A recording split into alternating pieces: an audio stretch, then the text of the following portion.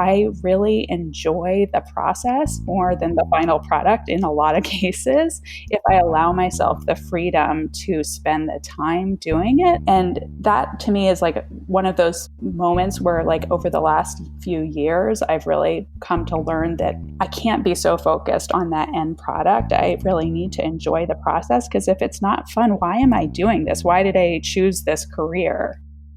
That was Katie Webster, and this is episode number 168 of the Chopped Podcast.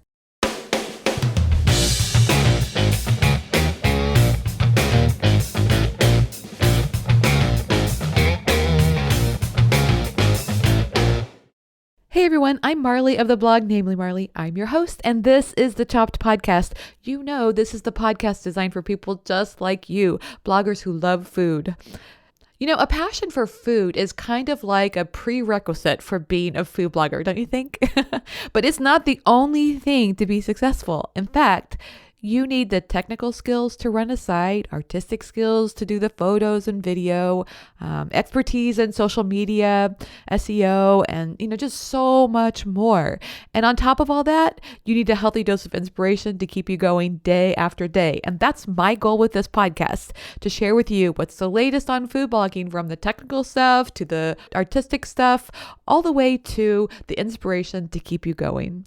Before we get started, here's a review of the week. This one is from Sunny Blue, who says, "This is such a down-to-earth and friendly podcast with such valuable information. Marley does such an amazing job, and I love hearing her thoughts and guests." Thank you so much, Sunny Blue. I loved hearing from you. I've received so many emails and personal notes lately from people just sharing how much they love the show and how much it's helped them with their food blog, and other things that they're doing as well. That means so much to me. I really appreciate hearing from you all. Thank you. And you know what? If I could spend my time sharing information that helps you be more successful, it makes it so worth it all. I would love to say your name as a future featured listener in an upcoming episode. So just go to iTunes and leave a review of the Chopped Podcast. Your encouragement means so much.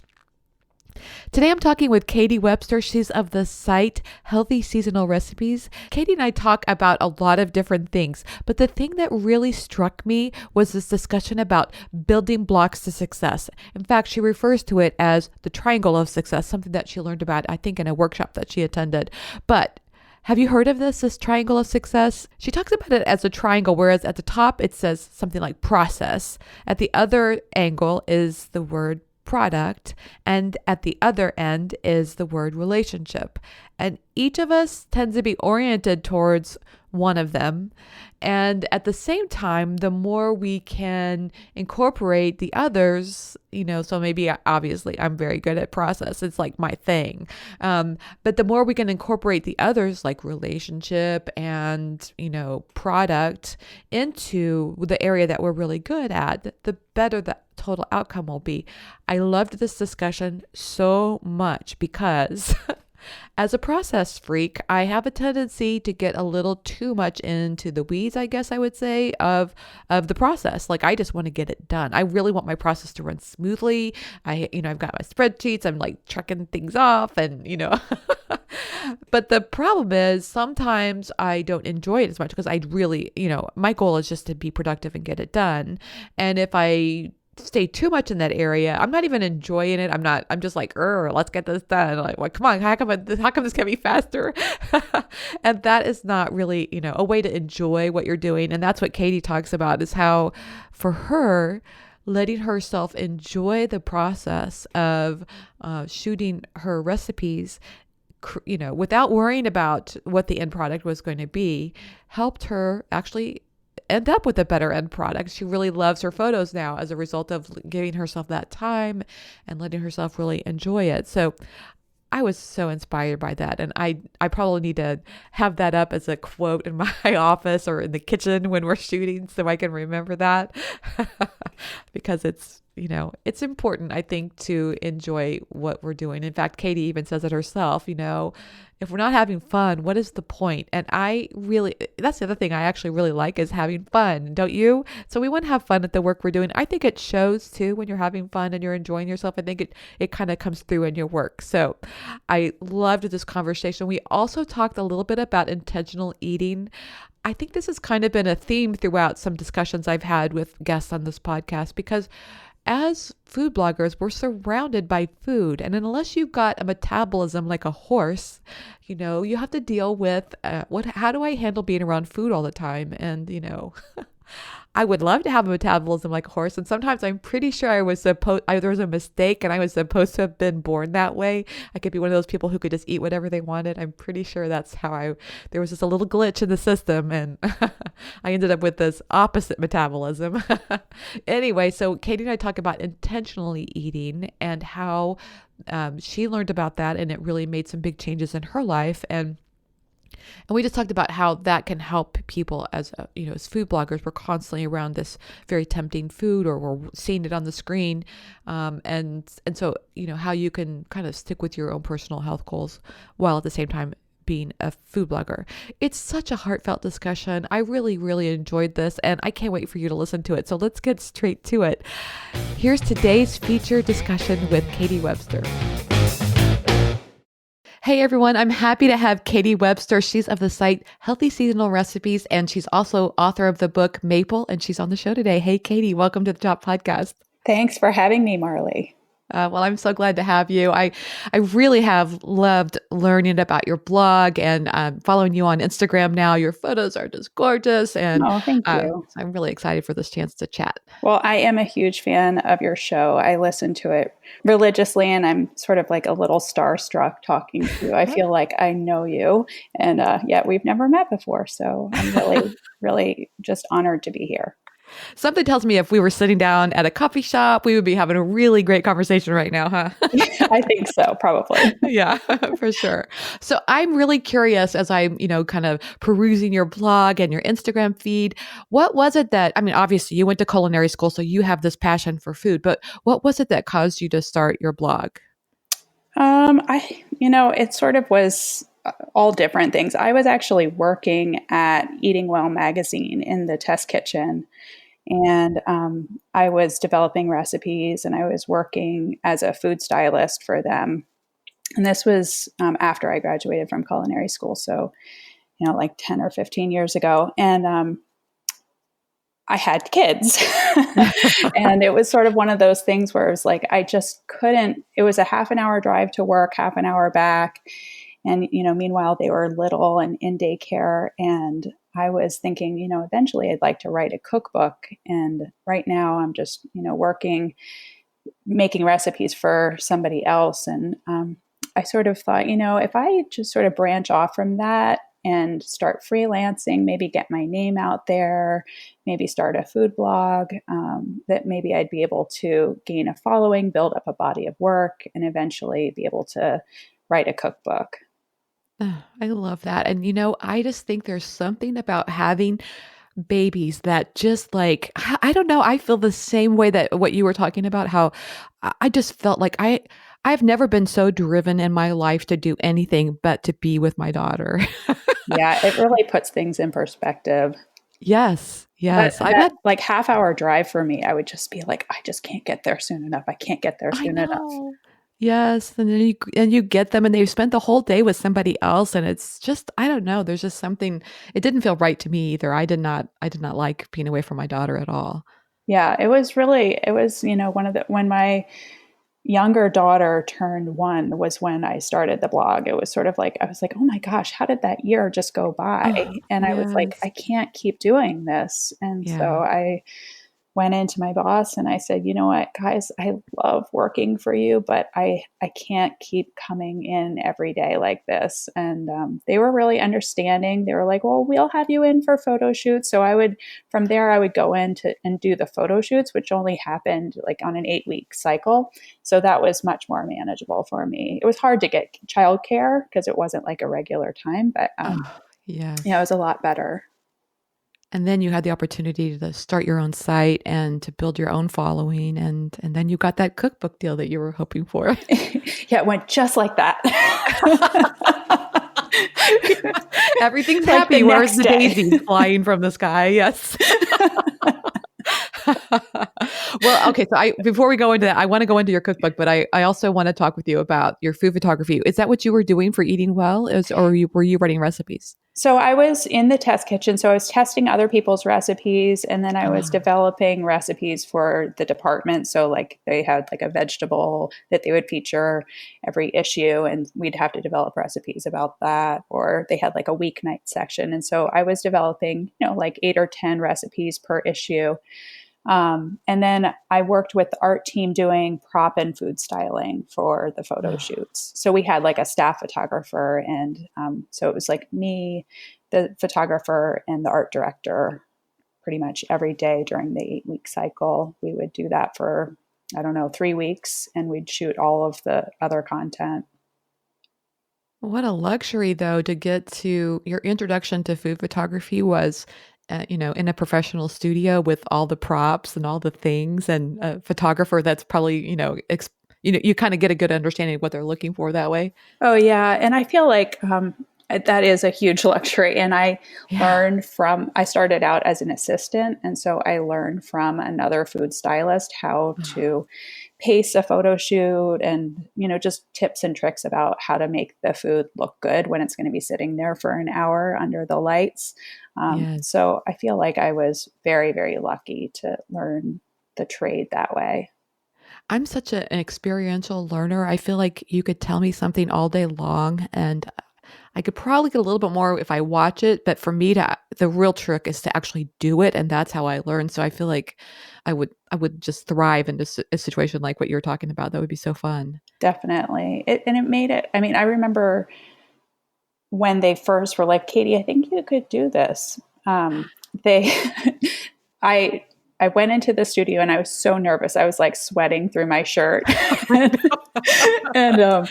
and they were like, maybe you could try plating it in this way. They were being very, very gentle with me, Oh, and it was suddenly like I had that aha moment when I realized that what I was doing was taking something that was 3-dimensional and turning it into a 2-dimensional thing, and seeing yes, like the yes. face of the food. And I was like, oh, and it was like once that happened, it all clicked for me. I totally love that moment when you realize what you're looking at actually on the board. If you were to look at that, it doesn't look as interesting as it does from the camera. Right. Oh, totally. Yes. Yeah. Yes. And that's a big moment, I think. And then the light and all of that stuff, there's so much to it. Right. I mean, I feel like I didn't really understand all the photographer was doing until I started doing the photography for my blog. And I Oh, really yes. didn't understand the light for a long time. And that part came later after I had been blogging and just not, I was like, why don't my pictures look good? I've done all Yes. that I normally do with the styling. And it wasn't until I, started diving into learning about the photography where I sort of was like, oh, it's the light. Oh, that's the thing I'm missing. Do you use natural light now or do you have the kit? Yes, I do. I use natural light, and I've played around with lights before, but I just love natural light. I love what it does, Yeah. Yeah, it and does it's free. some pretty special, yeah. But you also have to be like, well, I mean, I live in the Midwest. Where are you at? I'm in Vermont, so we don't Oh, have a long yeah. day in the winter. Yes, not a very so you have to really time your photography, right? Like you gotta you know when you're gonna be shooting. Yeah, I mean, I basically schedule my day around doing a photo in the afternoon, or actually, I'm at this point, we do most of the photography. I do most of the photography with another person, and we do it on Thursdays. We like set Thursdays aside for a photo shoot day, and we just do like 6 or 7 recipes in a day. And so it's like as soon as the sun comes up, we're shooting. Ah. I love that. I actually have started doing that myself. I mean, when I say started, I've been doing this for a while, but I love having a certain day, or actually sometimes I'll do a week where that's the day that we're doing food photography, and now we're doing some video. So we're kind of doing more food than we have been in the past on a more regular basis. But I kind of prefer having a day rather than having food around all the time. That's just me. I feel like it's so much more efficient to do it that way when you're sort of Yep. in that mode. Your And setup. yep, Yeah. and you can sort of pace it, and just all the equipment's already set up, and it's, I don't know. And for me, I really like to be in that really creative mindset and not feel like Mm. I should be doing something else. And so if you know that you have the entire day to shoot, then you can really allow yourself to like get into a single recipe for a full hour, and sort of exhaust all of the options of ways to shoot it. Katie, you can't see me right now, but I'm doing this kind of bow to you because I'm so impressed to hear you say that. Because for me, if I knew that I was shooting 7 photos, recipes in a day, which each of them require more than one photo, right? So I would probably be in a get her done mindset. I'd be like, okay, 1 down, 6 to go. Okay, 2 down, 5 to go. And I love the fact that you just said you want to be in that creative flow, and I need to find that place. I got to be there more. Yeah. Well, okay. So I learned something this past weekend. It's called, Okay. I think it's called the triangle of success or something like that. Do you know about this? No, but I want to hear about it. Okay. Tell me. So, so at the top of the triangle is process. Okay. On one of the other corners is product. And one of the other corners is relationship. And for any, project that you do, it needs all three of those things for the project to be successful. Mm. And each of us, so for example, in doing a recipe post, you need to focus on the process. You have to actually create the recipe, create the photographs, Yeah. your whole spreadsheets. You talk about your spreadsheets. Those are Yes. all Very process. products, right? Yes. Or that's all. Sorry, that's all. The product is the end result is the blog post, right? But the process is going through like the photo shoot, going through Yes. the recipe development, and then the relationship is actually like where you are putting this out there, and maybe partly working with your husband on the photo shoot, but it's also like connecting with your readers for that blog post. So you can't put it out there and it won't be successful without any of those things. And each of us tends to be a little bit more like oriented towards one of those things. And I definitely am much more of a product person. Like I am like, okay, I love my checklist. I love getting everything done. But when it comes to photography and art in general, I feel like I really enjoy the process more than the Mm. final product in a lot of cases. If I Yes. allow myself the freedom to spend the time doing it. Yes. And that to me is like one of those moments where like over the last few years I've really come to learn that I can't be so focused on that end product. I really need to enjoy the process, because if it's not fun, why am I doing this? Why did I choose this career? Yes. You know what I love about this triangles though is that by thinking of those other 2 areas, it helps me enjoy, like I am very process focused. Um, but it makes me actually, when I think of not, okay, so like let's say I'm shooting this corn casserole that we've been working on anyway. um, I actually like the process of it more. Just hearing you say this, so I'm imagining that I'm going to like the process more because I'm thinking now of the product and the relationship. That's Yeah. beautiful. Yeah, I know. It kind of blew my mind when I heard all that about Yes. the triangle of success. I was like, yes. Whew, mind blown. Yes.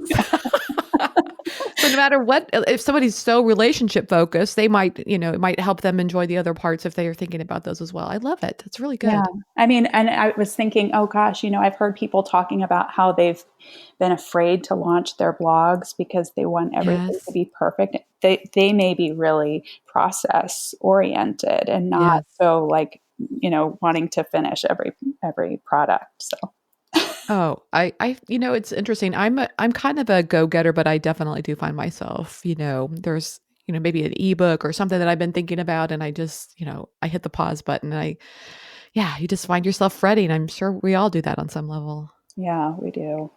Yeah, I love that. Okay, so I noticed something that you posted on Instagram, and I was just intrigued by it. And it was about this concept of intentionally eating. And I think this is really a good topic because your blog is about healthy food. It's seasonal healthy seasonal recipes, and you were talking about how it's important to kind of let yourself enjoy the foods of the holidays. Otherwise, I mean, it becomes your diet becomes so restrictive that, I guess it could probably even lead to an eating disorder if you're not careful. And I thought that was really an interesting post. I would be curious to hear your thoughts behind that, as far as, here you are, this representative of healthy eating, and yet you're encouraging people, just to kind of relax a little bit. Yeah, I'm like, here's cookies, eat them. No, well, so the backstory is that when I was in college and in my 20s, I was very much a dieter, and I started out that when I went off to college, I gained 15 pounds, and I had always been kind of like naturally slim. But then when I went off to college, like my first year, I gained 15 pounds, and it was sort of like, whoa, what's going on? How did this happen? And all I knew to do was to go on a diet. And so, I went on at that time, this was in the 90s. So the low fat diets were like a big thing. So I went on a low fat diet, really, really low fat. I mean, like, I was like, ooh, chickpeas, they have fat in them. Don't eat them. It was like really bad. Yeah. And so, of course I lost the weight, but then like eventually that's not sustainable. So I gained you're hungry weight all the time, right? Right. Yeah. So I gained weight back. And so it was sort of this like period where I would sort of gain and lose pound for years and years. And it was to the point where, I'd be driving home from work and I'd be like counting how many calories I had eaten that day. And it was just all consuming. And I mean, I even got quite thin at one point. Like my hair started to like get really thin, and I actually stopped having a period for a while. I mean, it just wasn't good. And I knew I needed to change, and I was tired of it. I didn't want to diet anymore. And it was just, I think it happened at a moment where I really wanted to make the change. But I heard about this program called intuitive eating. And there was a book, and I read the book about what this is. And basically it's a lifestyle of eating where you listen to your body and you allow yourself to eat anything that you want. Like you basically can't put any foods off limit.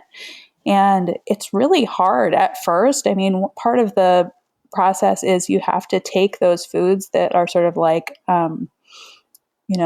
like your like ultimate craving, like something that if you could get your hands on, you'd eat a whole bag of it. Yes. And you have to give yourself permission to eat that food. So it was like, I mean, for like a week and a half, I stopped at Dunkin' Donuts and got like a chocolate cruller every morning. I was like, if I could eat anything, it would be chocolate crullers. So it was like chocolate crullers and Pop-Tarts. Like those were the two things that I was like obsessed with. And so I, through that, eventually, like after eating like a week's worth of crullers, I was like, okay, well, those are not really that great. Yes. And, they sort of lose their power over you. Yeah. So, and then eventually, you sort of like, you start paying attention to your, like how hungry you are. If you're feeling like you want to eat because you're feeling another emotion, like you're bored or you're anxious, and you sort of start, tuning into that. So it's like it's kind of hard to learn how to do it, but ultimately your body will come to a happy weight. If you're only eating when you're actually hungry and you're stopping eating when you're actually full, then your body is not going to ask you to eat too much. That makes sense. I mean, yeah. So anyway, I've been doing that since, I don't know, for, 15 years or so. And, I'm at a healthy weight and I feel good. There's times when I sort of like go off the rails a little bit and I'm like, wait a minute. Okay. Why am I eating a snack right now? And it's like, oh yeah, I have to be reminded to check in with myself. Am I eating this because I'm feeling anxious or bored? And so, it's an ongoing process, but I talk about it on my blog and on Instagram. And it's something that I sort of hope to inspire other people to, consider, just because it's worked for me. Yeah, I love that. So in other words, it's easy to kind of, stereotype you into you're into healthy recipes. So that just means all you're sharing is healthy recipes. But it sounds to me like you're also sharing an approach to food. Yeah. I mean, I feel like I eat like kale and chicken and, Yeah. like lean proteins, grains, that kind of stuff. But then once in a while, yeah, I'm going to eat some chocolate cake Yes. and I'm going to enjoy every single forkful of it. Until you're not enjoying it anymore, right? Right. Right. Yeah. Oh, I love that. I mean, you're talking to somebody who I would skip French class on the day that the teacher brought in food because I was like afraid of food, to be completely honest. Mm. And when I got my first marriage, I was really young and I was just not used to being around food because I was just my mom and we just didn't let food around, like tempting food, I should say. Mhm. And so when he would bring home like little Debbie's, I would just, oh my God, I would just gorge myself on them. And I gained a lot of weight as a result. And it was just like, I just had not been around it. So I love what you're saying because now I feel like I can coexist with Oreos. And we're not going down there and eating a whole row. And I love that. And I kind of feel like it's that intuitive eating that you've talked about that has really helped me a lot for Yeah. sure. Yeah. I think it's troubling as a food blogger. I mean, I will be honest with you. One of the things I don't like about the job is that it does require a lot of interactions with food. And there are days I just don't want to be around food. But I think the more I can just practice what you're talking about, which is that intuitive eating, the more I can be around it and not like, fall into its trap. Yeah. Yeah.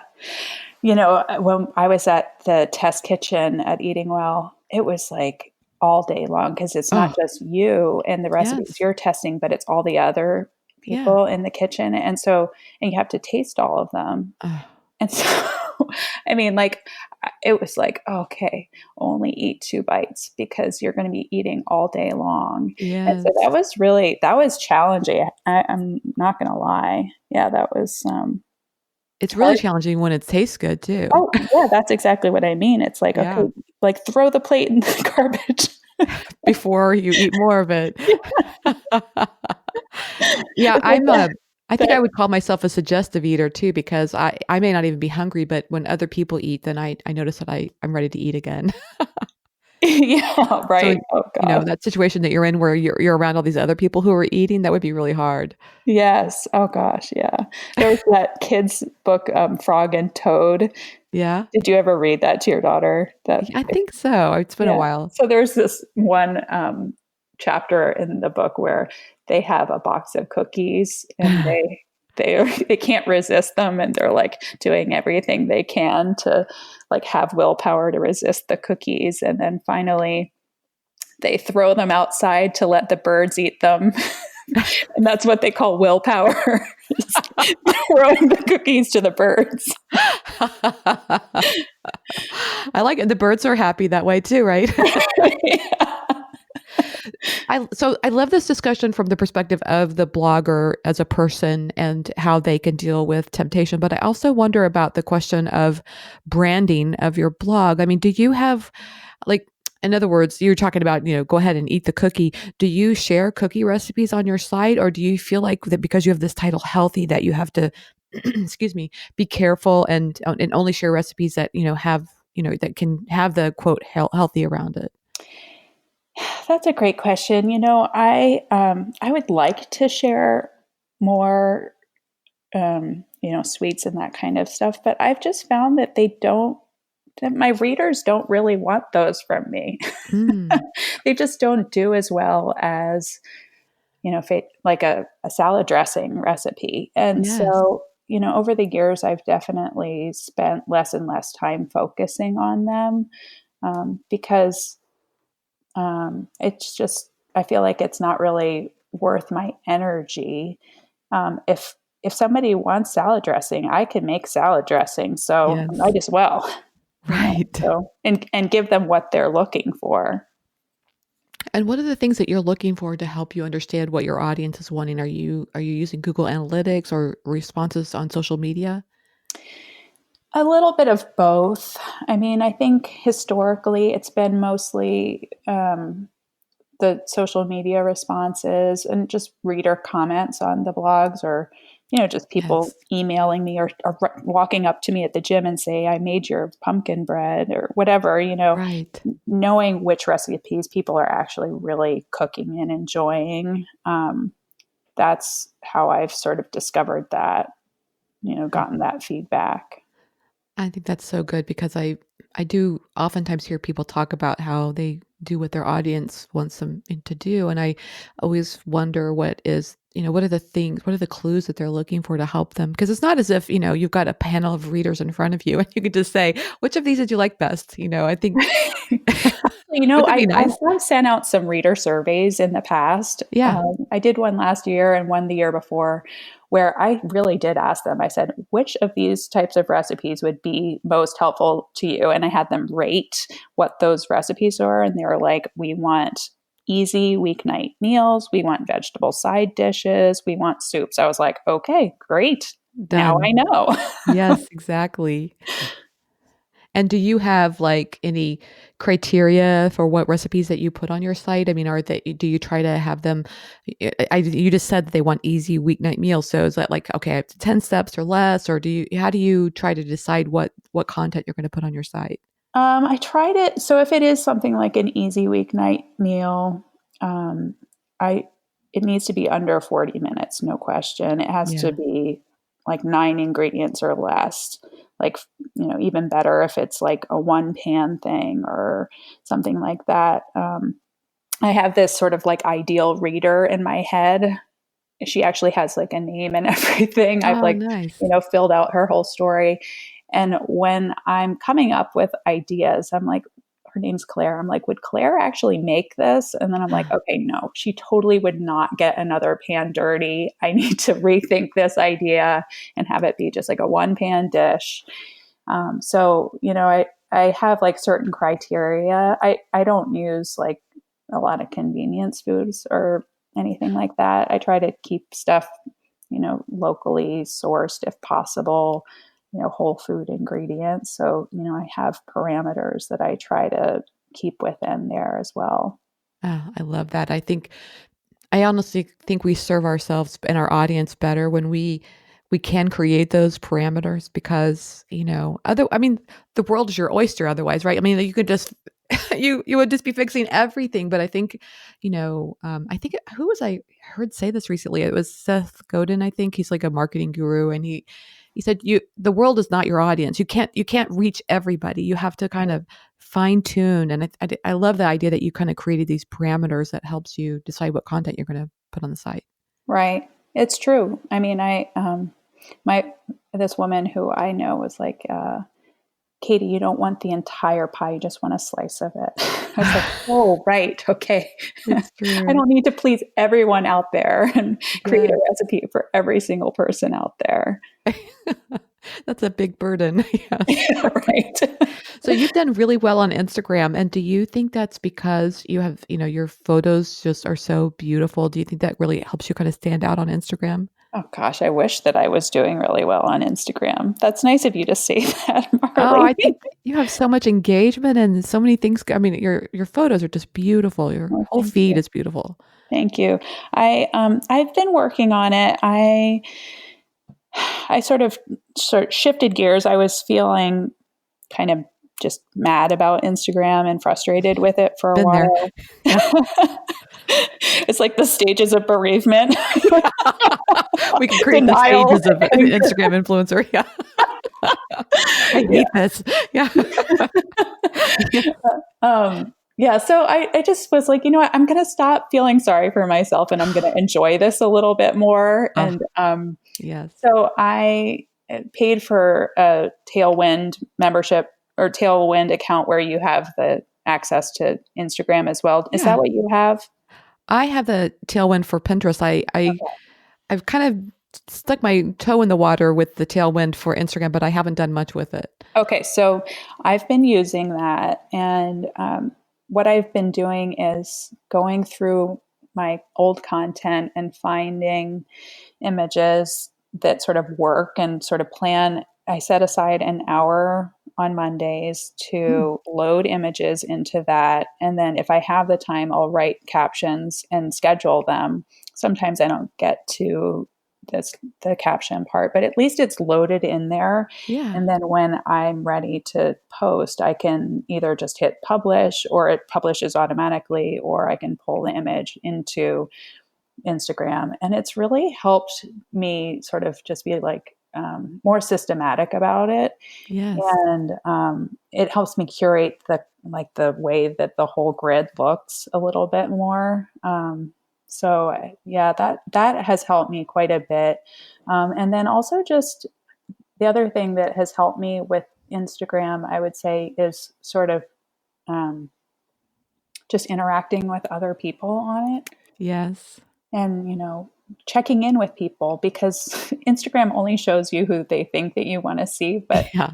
you, you have to be more proactive than that and actually go find the people that you want to keep up with. I And kind of don't like that, to be completely honest. I will actually get the same thing, refed to me over and over and over yeah, again, even though I've already isn't that liked it weird? even. I just Yeah. think, come on, there's so much content out there. You can't share with me something new.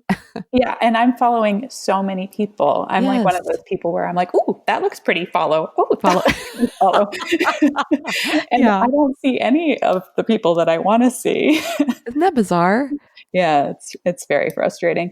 So anyway, I've been just sort of like I sort of changed my attitude there a little bit, and playing around with the stories and trying to have fun with it. And I think that's helped. I mean, I don't get a lot of new followers, but I'm just sort of trying to like interact with the followers that I do have, I guess. Again, it goes back to your triangle of success, right? Where if you're Right. enjoying the process, then I think the Exactly. product's going to get better and the relationship's going to be better too. Oh my gosh. Yes. Hello. It's a win. Now, you and I, before I hit record, we were talking a little bit about sharing more photos of ourselves. I know it's a big goal of mine is to share. I mean, as I said, my site is namely Marley, so it should be that I'm sharing more about myself, as an individual. And I do think people are curious to get to know the person behind the blog as well. And but it can be kind of tricky about getting those photos and getting one that you like and sharing it. And you had some really good tips on how to do photos of yourself. Well, yeah, I was like, how do these bloggers have these photos of themselves? And they Yeah. like, how do they do this? And so I have developed a little hack. I don't even know if it's called a hack or not, but basically, so I do my photography for my food. I shoot tethered. So, I attach my camera to my computer and I Mhm. shoot in Lightroom in tether mode. And so what I've been doing for the pictures that I take of myself is I'll set up my laptop, tether it to my camera. I'll actually like put like my step ladder or something like where I would be standing and focus on that so that my camera's focused. Yes, good idea. And then I put my camera on timer mode and I'm able to hit the shutter from my laptop, which is just right out of frame. And then it's on the 3-second timer. It'll go, and then I'll see the image right there in Lightroom, and I'm like, oh, like I'm standing too far to the right, or that's a goofy expression, and I'm Yes. able to sort of like do it myself. Like I feel like a lot of times I feel super awkward when somebody's taking my picture. Like I Yes. can't, actually smile in a way that doesn't look really, really staged or whatever. Right. And so this is like a really easy way for me to do it. I did one outside even, which was kind of hilarious. At your I don't house, you know if did this I'll be doing outside? that again, but Yes. Do you think your neighbors were watching? I don't know. I wonder what I my hope neighbors think of me sometimes. Yeah. not. Oh, that's funny. I just love this tip because I do think it's, I think it's important to be sharing those photos. And I also have that same feeling where I feel awkward with the photographer and like, what are they thinking if I don't know. I don't enjoy it. But so this idea of, sorry, taking photos yourself is so smart. Yeah, and it's free. Yeah. Free is good. And it's just another way of making it easier for you. And then like I say, because it's a goal of mine, I'm willing to try anything to make that happen. And so hopefully it's another tip that people can try. Yes. Yeah. Okay, so Hopefully. let's talk about the business side of your blog because Okay. I know that we've talked about the creativity and we've talked about Instagram a little bit, and I'm curious if you would mind sharing, like, I'm not asking for exact numbers, but I do think it's interesting for people to learn the financial side as far as like, percentage wise, is your greatest revenue from ads or what is or do you have like a balance between the blogging side and freelancing? How do you do that? Well, basically, at this point, I made a shift about a year and a half ago where I've been doing freelancing since I started blogging. As I mentioned, when I left working at Eating Well, Hmm. I started freelancing almost simultaneously as starting the blog. And at this point, my income is about 50-50 split between my blog and my freelance work. The freelance work is Nice. actually a little bit higher at Yeah. this point. About a year and a half ago, I was feeling really frustrated and overworked. Hmm. And I just was feeling like, oh gosh, my blog isn't growing, at the rate that I feel that it should be. And I was putting in so much energy into it. And it was, I was spending time like in Facebook share groups and Yes. doing stuff that I really didn't enjoy. And I really just wanted to be cooking and I really just wanted to be taking photographs. And I sort of made the mental shift to say, okay, you know what? Maybe that business model of really trying to focus on the blog isn't for me. Maybe I need to try to focus more on the freelance work. And so when I did that, my husband and I made the decision to renovate the barn that's on our property and to build a photo studio with a kitchen in it in the barn. And so we finished that earlier this year. Hmm. And it has enabled me to do these weekly photo shoots. We were doing them out of my house, which was kind of crazy, Yes. to do 7 recipes in a day in our house. My husband actually came home in the middle of one of them one time, and he was like, "Whoa, wait, you do this every week?" And I was like, "Yep." Been there. The kitchen's a wreck. Yeah. So now I have this dedicated space, and it's been unbelievable. I mean, I've had my best year to ever in terms of the amount of money I've made, and I had the biggest photography contract I've ever had this year. I mean, Wow. it's just been huge what that shift was able to do for me. Now it's more like I'm like, oh, this is a business. Ah, I get it. Right. Yes. and I'm focusing on more on what I like to do, which is the creation part. It's not on, promoting on social media and all that stuff. You know what I love about this, Katie, is that I feel like, I've interviewed a lot of food bloggers over the years, and I know that I went into this, and I think a lot of us have this notion that there's one way to be a successful food blogger. And I just think it's not that way at all. I actually think food blogging is like, write your own destiny because you can take it in any direction you want and you can be successful with it. And that's just so empowering.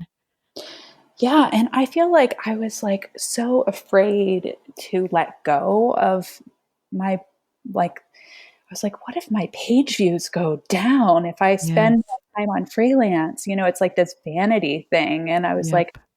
I've got to grow at the same rate that she's growing. And it's like, that's actually kind of BS, It like is. it's all about like, there's this bumper sticker I see.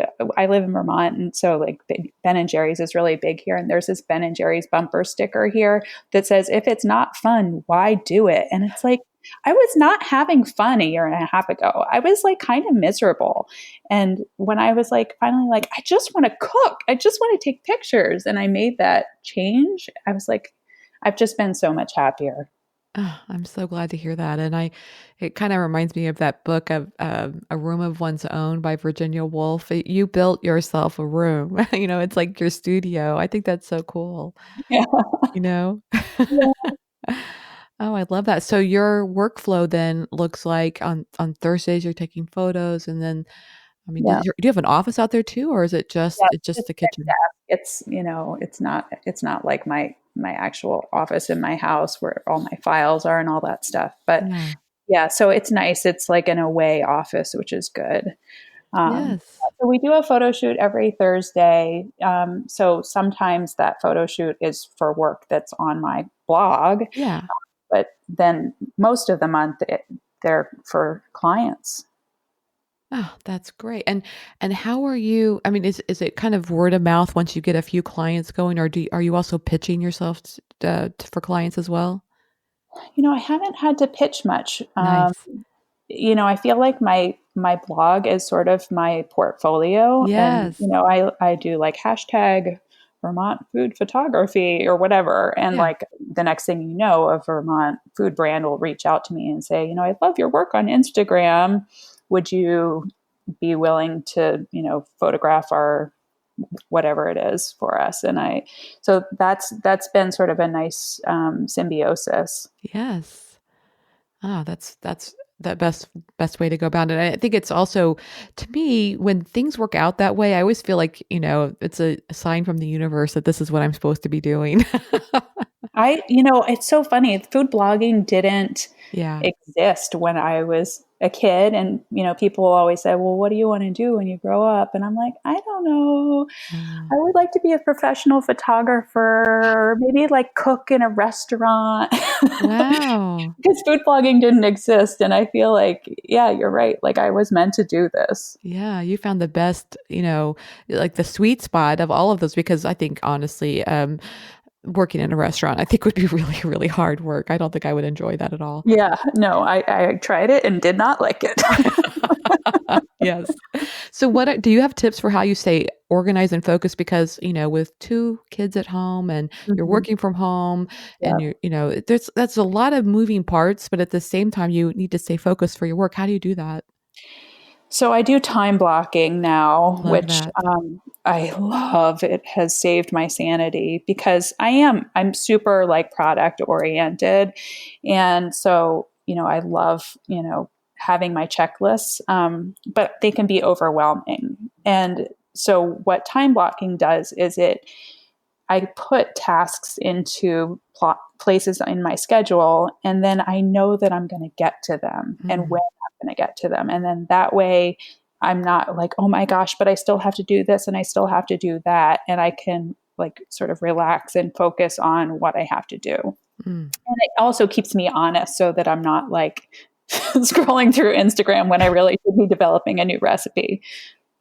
Yeah, that's great. That's great. And the time blocking is just, it's like you say, it gives you permission to do the work that you have to do right now because you're going to get to this other thing on your list later. I think that's important. Yeah.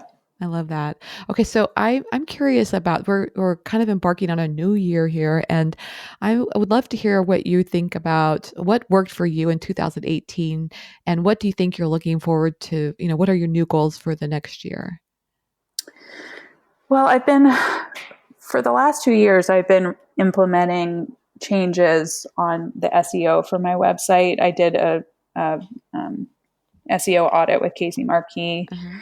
in late 2016. So since then, I've been updating old content, and that's been amazing. I mean, my Google traffic has gone up so much from that. Oh, that's great. Um, so I'm definitely going to build on that some more. But this past fall, I went to a conference and learned a lot about keyword research, which Mm-hmm. is like just kind of overwhelming. But I really had a huge aha moment about just sort of planning out my editorial calendar in a more thoughtful way, to be less focused on social media and more focused on finding new followers through Google search. Mm. Because, I can find more Claire's through Google. Yes. I don't need to find her through Facebook shares. Um, so, Right. but I need to find out what Claire is searching for. So, for Right. example, I went on a trip to Germany with my husband last summer, and we had this amazing salad dressing, and I wanted to recreate it for the blog. And so I wrote this blog post about the German mustard salad dressing. Yes. And guess what? People don't search for German mustard salad dressing. They search for mustard dressing. I Yeah. mean, a little bit, but not much in it. It was like I wasn't being thoughtful about that. Like Claire would like that recipe, but Right. I'm not going to find more Claires that way. So that's my goal for next year, is to really focus on finding, sort of creating an editorial calendar, with that in mind. I'm going to be launching a new series called In the Kitchen, which is going to be just really, really basic um, things like how to dice an onion, that kind of thing, like Yes. really kind Oh, of good idea. chefy, but like basic skills, to help sort of demystify cooking from scratch. Yes. Um, Great that idea. that's another goal. And then the third thing that I'm focusing on is that I really want to step back a little bit from creating new content, trying out posting only once a week as opposed to twice a week, and to focus more on optimizing old content and just, focusing more again on that freelance work, which has, worked out to be just as fulfilling for me. It sounds like it's going to be a great year, don't you think? I hope so. I'm really excited. I am too. I can't wait to hear more about how things are going for you. It's exciting. Thank you.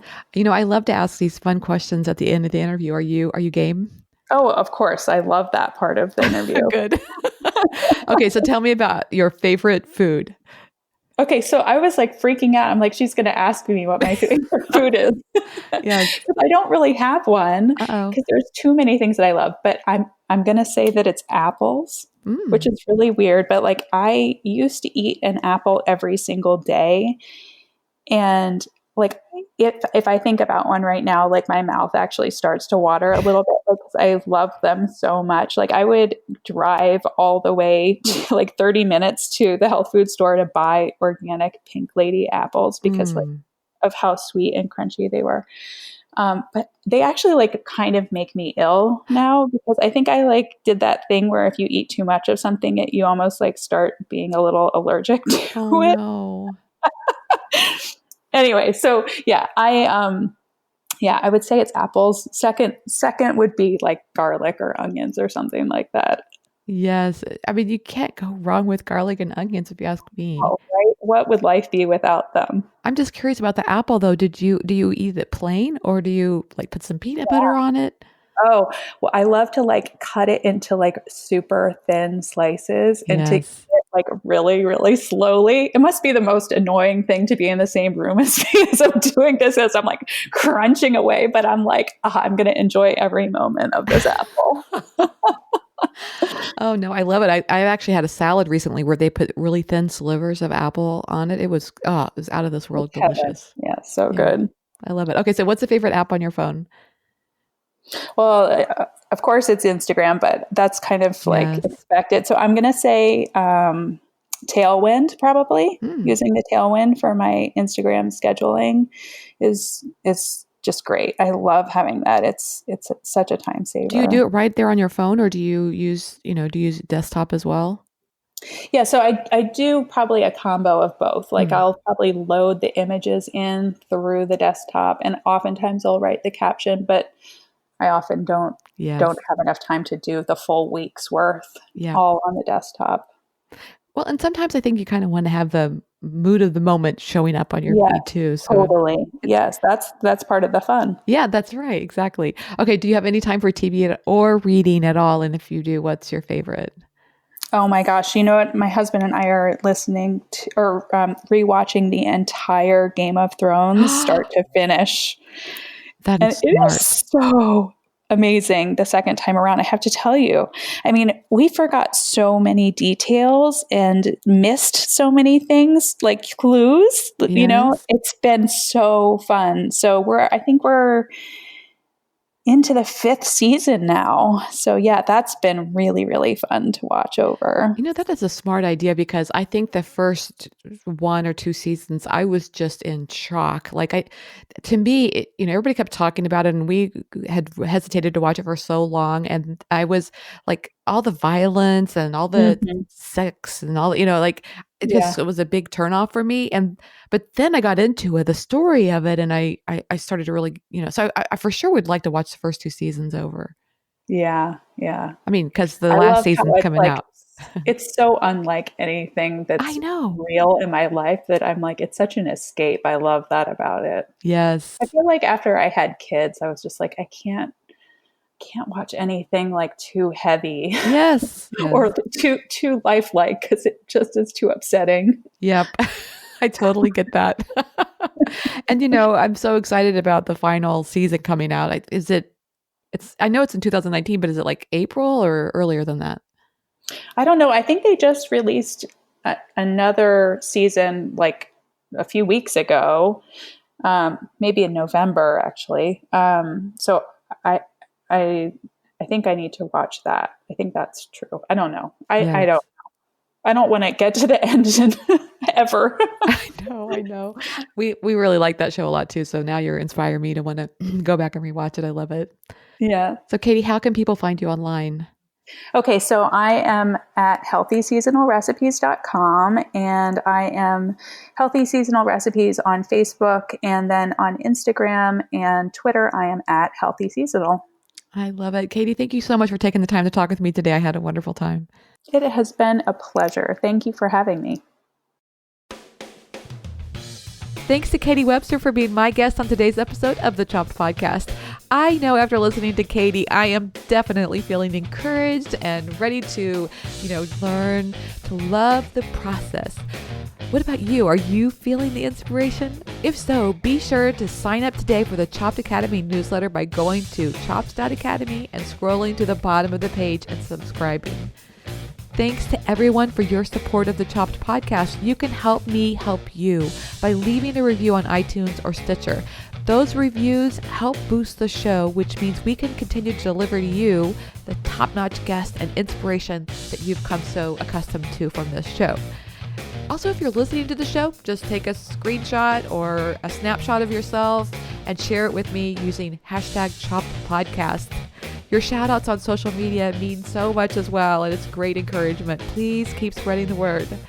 You inspire me, and I hope today's show is helpful and inspirational to you as well. Thanks for listening, and have a great week.